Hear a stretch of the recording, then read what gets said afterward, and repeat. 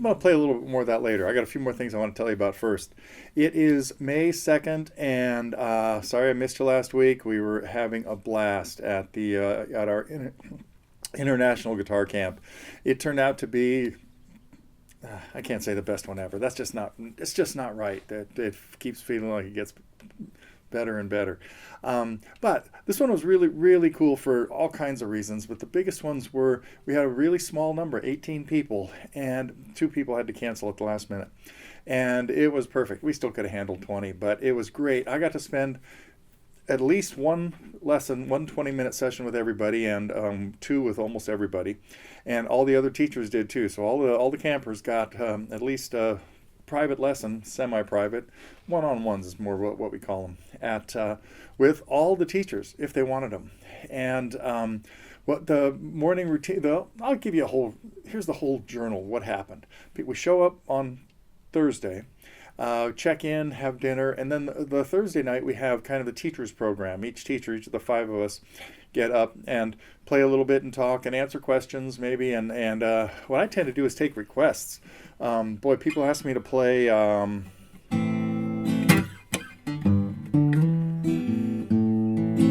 a minute, there we go.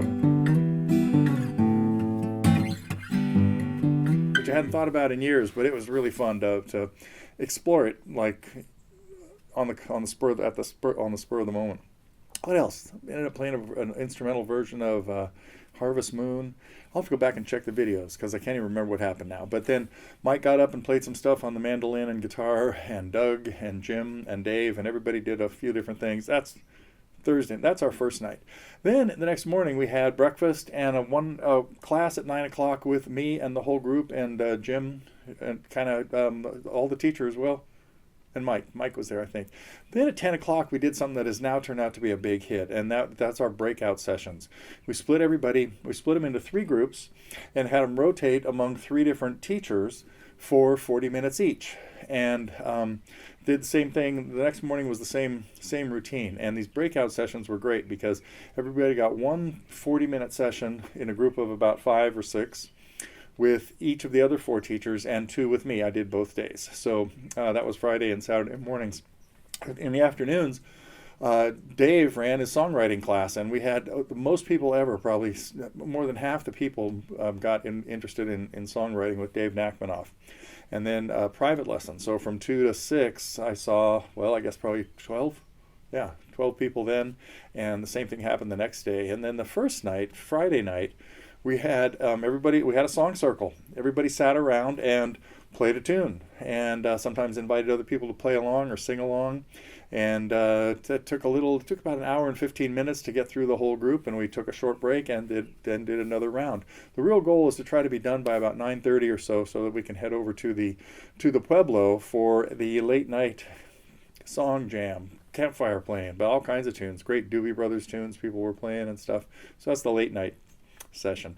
And then Saturday night, what we did instead, the Saturday night's program was open mic for everybody. And so and a lot of people had worked on collaborating stuff with other campers, so we had a lot of 2 and 3 person acts up there.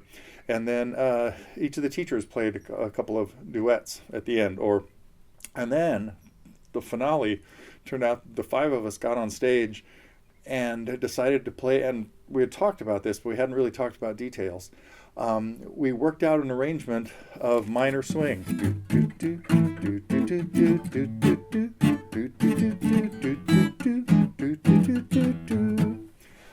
Having never played it together, and so we just kind of, it was a little behind the scenes look at how we would arrange a song, like we had to get ready for something.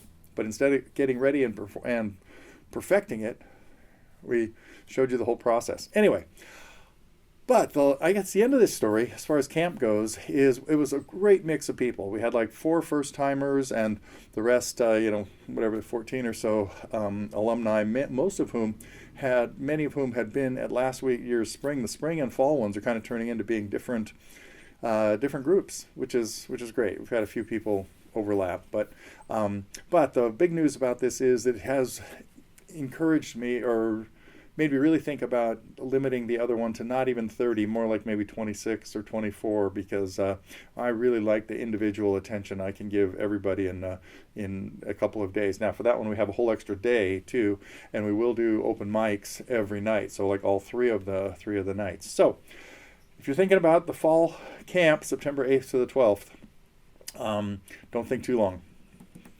Get a hold of me or somebody in the support network. So, what else? Oh, I hope some of you had a chance to try out our the Totally Guitars Lesson Saver extension for Chrome, because we worked on having that thing. That thing is up and live, and we haven't heard any complaints about it so far. So it'd be great to get some feedback on it if it's been working, and if you've enjoyed it. I got a really interesting question from somebody who was at camp, because one of the things I started talking about was things like this.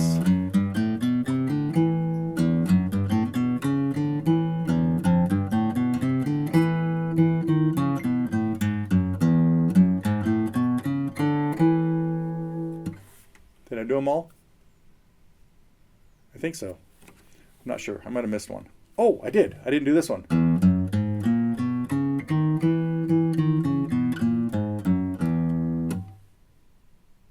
With good reason.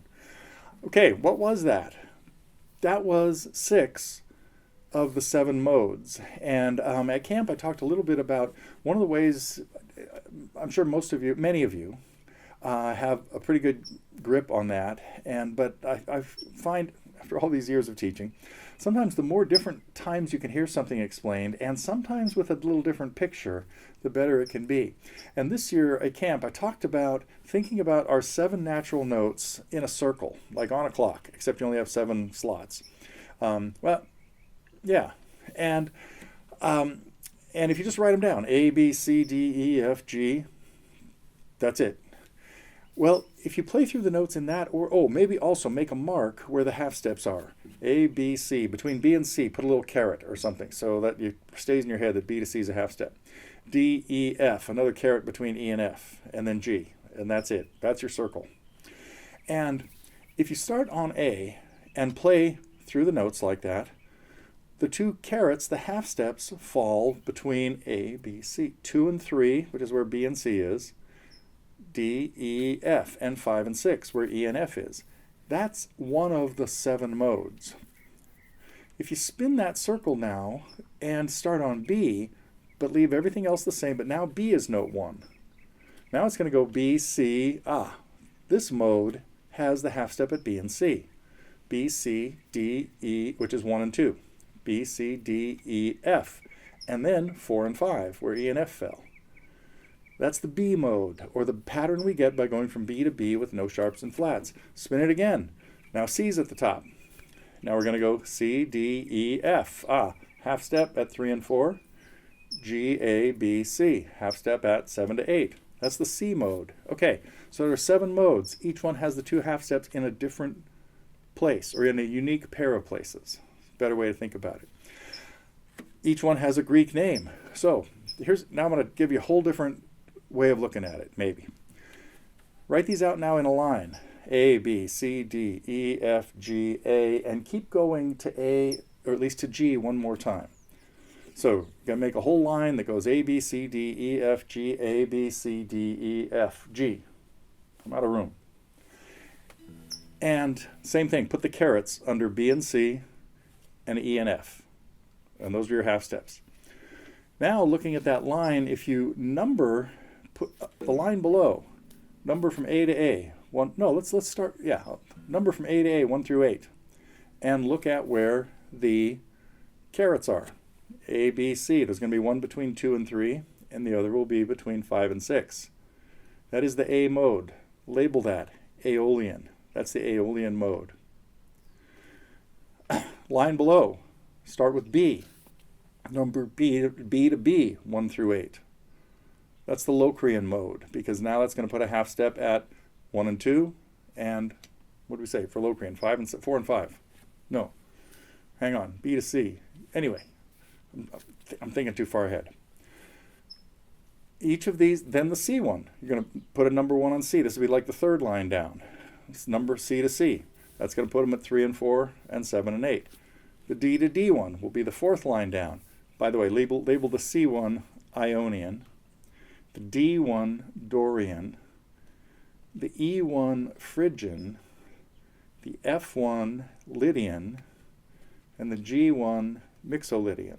So when we get out here to G, and there's now going to be like 7 lines down, but G is going to be number 1, and it's going to go G, A, B, C. The first half step in the G mode or the Mixolydian mode is at 3 to 4. D, E, F, the next one is at 6 to 7. And then you get to the very last G, and that's where number 8 goes. And you now have kind of a little descending. I should just draw this out and add it to this. I'll try to remember to do that. But this is a good way to have an idea of what's going on with the modes. Right? And they're all based on the 7 natural scales, meaning only using the white keys on the piano. And that gives you the pattern, the template or the pattern for that particular mode. Now, 2 of these modes, we don't use the Greek names very much, because the A mode, Aeolian, is now what we call a minor scale. And the C mode is what we call a major scale. We don't use the word Ionian very often when we're talking about the modes. But the other 5 all go by their Greek names. And when I say the other 5, there's one that is really, the B mode really is not used for a main reason, in that the chord number 1, the tonic chord of any key or mode, has to be something you can create some tension to like, and then resolve to. So in our major mode, if I'm in G, D7 is chord 5, and it comes back. The G major chord resolves it. Sounds great. Well, if I was in G minor, I could still use D7. There's some tension there, and it sounds like it's home. 6 of the modes have chord 1, the tonic chord, either a major chord or a minor chord, and those would be the 6 primary chords in the key of C. But the B mode, the B chord in the key of C, the B triad, is a diminished chord. A diminished chord does not release or resolve any tension. It creates tension. So there's nothing I can play that will sound good ending there. So the Locrian mode is kind of theoretical, used by jazz people that just want to upset you. Ooh, stay away from that. Okay, I guess the last thing I got to say is, now if you want to play a Mixolydian scale, but not G, you can start on any note. You can start on A, but you have to follow the pattern, the G pattern, which is the Mixolydian pattern, and that has a half step between 3 and 4 and 6 and 7. So my A major scale would be A, B, C sharp, because it's following the C pattern when I say a major scale. A, B, C sharp, D, E, F sharp, G sharp, A. But if I follow the G pattern or the Mixolydian mode, the half steps are at 3 and 4 and 6 and 7. So I'm going to play A, B, C sharp, D, E, F sharp. Hang on. Too noisy out there. F sharp, G natural, A. Now, since we got interrupted by a car outside, here's the whole thing again, the Mixolydian mode.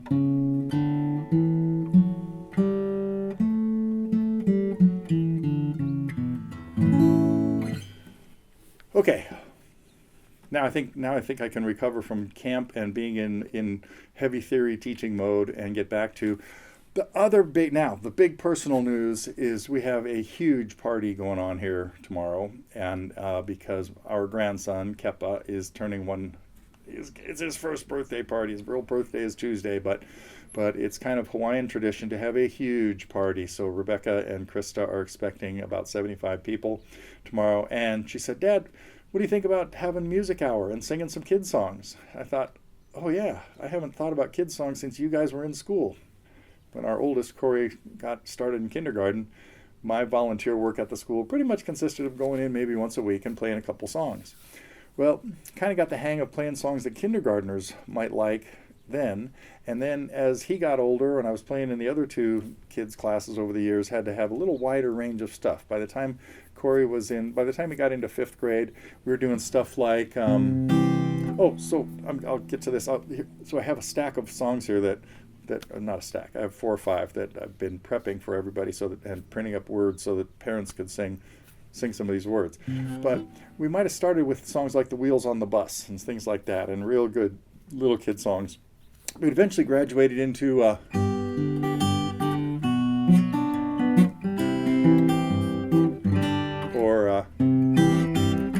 man.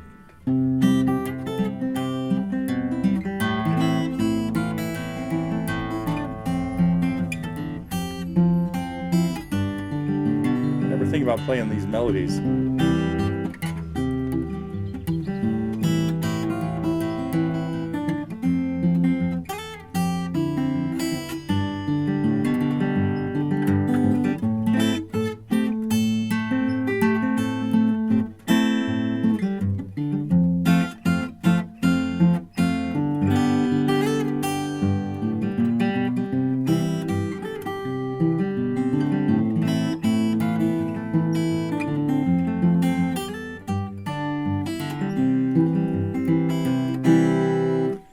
Anyway, so here's some of the ones I brought up. At the beginning, I played this.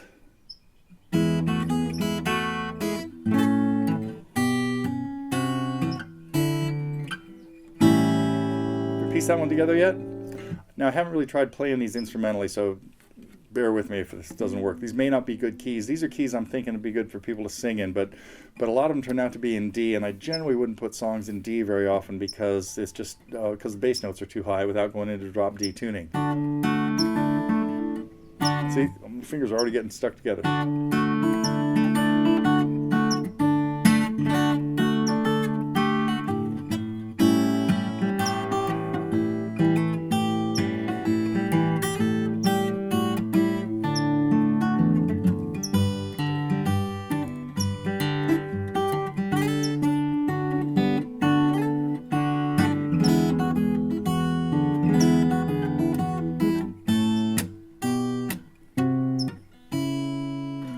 I had to go listen to that one again, but that's one we used to play a lot. What else do I have here? Oh, I don't know. Let me see if I can. I think this is in G. I think. There we go.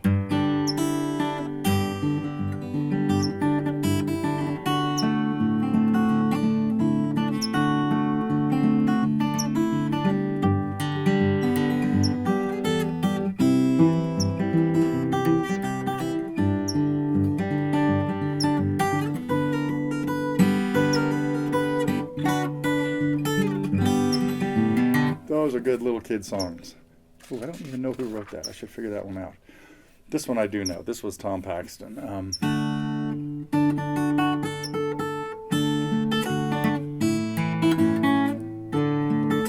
See, D is not the best key for picking anything out. Let me try it in C.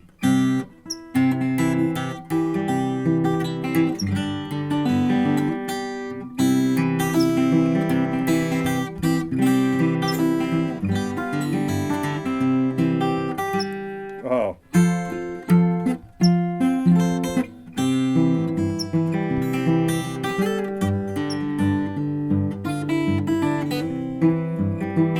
That was a problem when it got to chord 4 and went to an F chord up there. But so anyway, we're going to sing that in D though.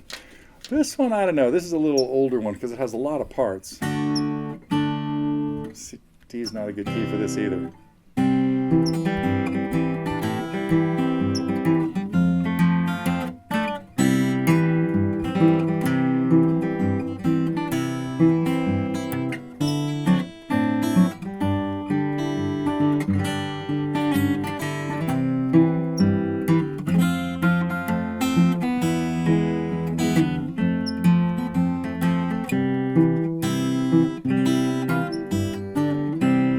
There's whole other parts on that one, so we might get to that. That's a little complicated for little kids. Well, I'm talking about 4-year-old, 1-year-old kids, but I think there'll be a lot of 5- and 6-year-old kids. Oh, and then there's this, of course, classic. That's not a good key.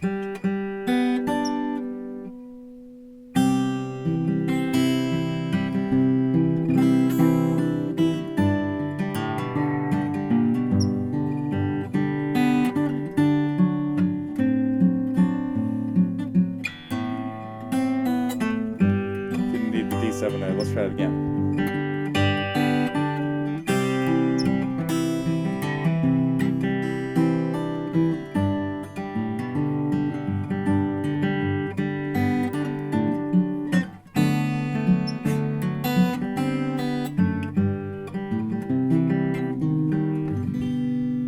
So if you have any good suggestions of kid songs that we need a whole section here at TG on kid songs. I'm on it. That's it for today. I will see you next week.